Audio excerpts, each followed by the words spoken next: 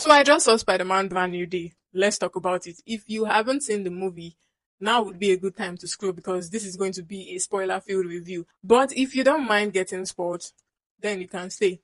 So let's start with what I actually liked about this movie. I liked the graphics, I liked the visual effects, and everything were on point in that aspect. Peter swinging around the city was really nice to watch.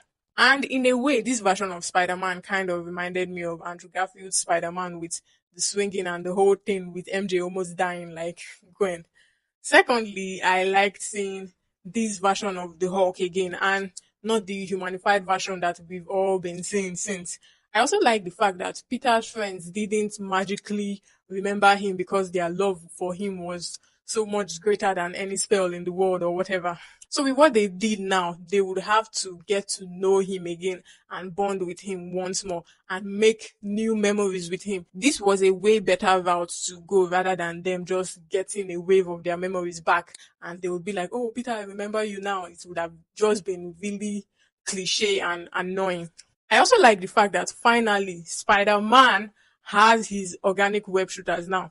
And I think I made a video about this last year talking about how it kind of disturbs me that a lot of the recent Spider-Mans now, they don't really, Spider-Men now, they don't really have their own organic web shooter. So I think you can find that video on my page. And it's really nice to see that they implemented that in this movie. So Tom Holland's Spider-Man is an evolved Spider-Man now. Would we say he's the strongest out of all the other live action Spider-Men? Let me know in the comments. Now, onto what I didn't really like about the movie. There really wasn't anything that would have made me go, oh my god. And I'm not looking for shock value, don't get me wrong. But the story was just there. I wouldn't say it was exactly predictable, but in a way, we all knew where the story was going. There wasn't really anything that broke the pattern they had in the movie. And they gave away almost everything in the trailer. The only thing they didn't give away in the trailer was Jean Grey. And in the end, she wasn't really the big bad I was expecting in the movie. And I won't lie, I was expecting to see something with Venom at least. I always liked that version of Spider-Man, the symbiote Spider-Man for some reason. But it was probably for the best that they didn't implement that into the story because maybe it would have been repetitive. I also didn't like how they took down Jean Grey. It's kind of like the same thing they did with Thunderbolt. So it wasn't all that seeing it here again. But I mean, they have to stop the overpowered characters somehow. But I just wasn't feeling it. And I'm also hearing that a lot of people cried for this movie. Were we supposed to cry? I'm sorry, maybe I'm just a heartless monster, but where exactly were we supposed to cry in this movie? Was it when Peter got shot? I mean, I kind of felt something when he got shot, but it wasn't to the point where I would cry for him. Or was it when MJ said she didn't love Peter again? Were we supposed to cry then too? I didn't really feel this kind of emotion. I'm seeing a lot of people crying and they're like, oh my god, it was really emotional. It wasn't really all that emotional. Did we watch the same movie? Now, one of my major problems with Marvel, even when their movies were still really good, was how you would have to watch other movies or other series for a particular movie to make sense to you. I mean, it's not entirely bad, but I don't think someone who is just starting out as a Marvel fan with Brand New Day would actually want to go back to watch all of the other movies and series. And I'm saying this because the movie that got me into the MCU was actually Thor Ragnarok. I remember watching that movie knowing absolutely nothing about the Marvel Cinematic Universe. I didn't even know who Iron Man was. When they were even making references to Iron Man and Hulk, I didn't really know any of them. But what I'm saying is, to know if a movie is really good, at least to me, if that movie can stand alone on its own and actually pique your interest to go and watch other projects or other parts of the story, then to me that is a good movie.